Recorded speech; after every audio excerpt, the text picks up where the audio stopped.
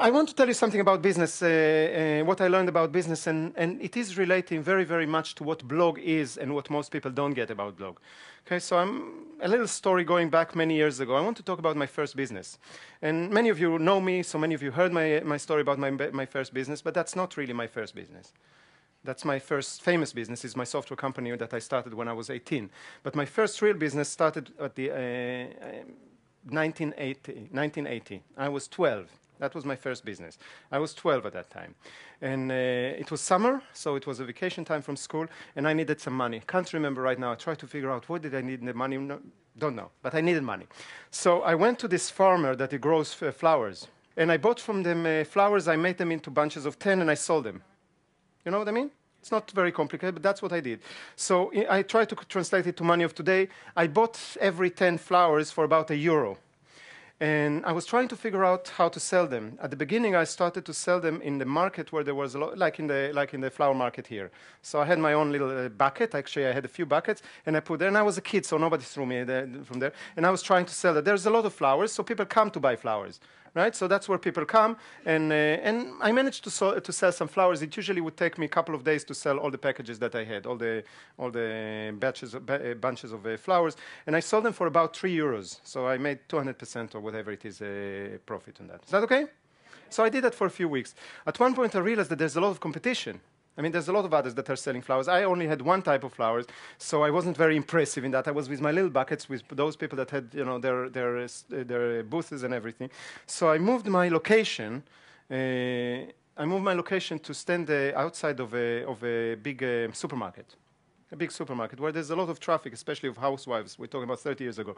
A lot of housewives that are coming and buying, usually in towards the weekends, just before the weekend. You know, they buy flowers. They need flowers for the weekend. And at that time in Israel, we didn't have flowers like you have here in the Albert Heijn.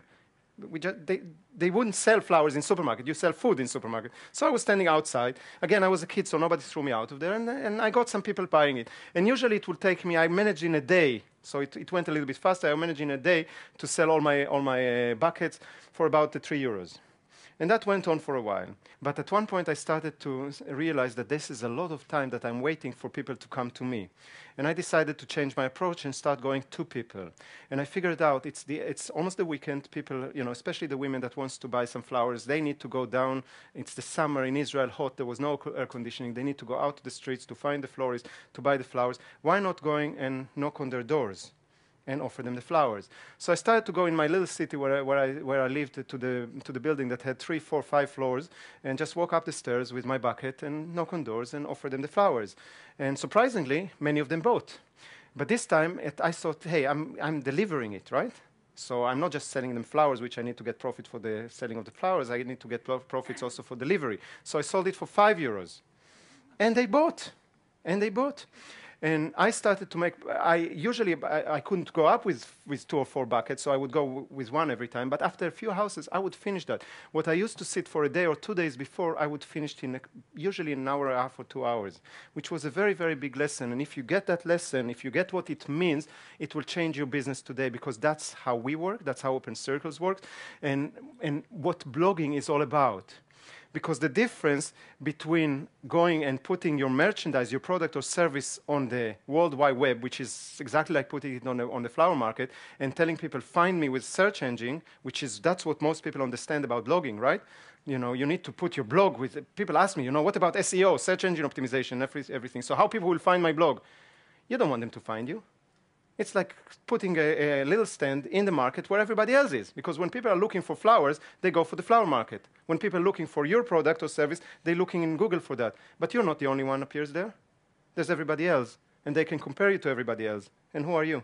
Just a little kid with some flowers in a bucket. Do you understand? So it's not that it's not going to work, but it's going to take a lot of time and effort and competition and all this stuff. Okay, it makes much more sense to stand outside of that and be where people are, which is a different position, especially when we're talking online. But I don't like this position either, because I need to wait for people to come to me. I don't like that. I have no control over if you decide to come to me. So, and that's what many people do, not just in business, but especially in blogging. So what we're doing is we're going to you, and you should go to them. You should go up the stairs. Yes, it's a little bit more effort. It takes more energy or whatever. But then you can get to the door, knock on the door. You're the only one there. You're in the right time for them. Sometimes yes, sometimes not. But when you're in the right time, you're there in the door. And usually they will pay you more. That's how it works.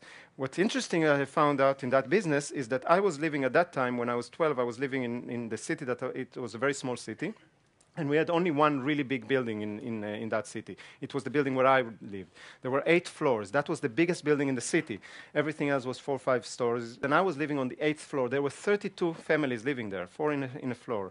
And when I realized that people in the neighborhood, or women in the neighborhood, love to buy the flowers, I thought, why not going in my building, where everybody knows me?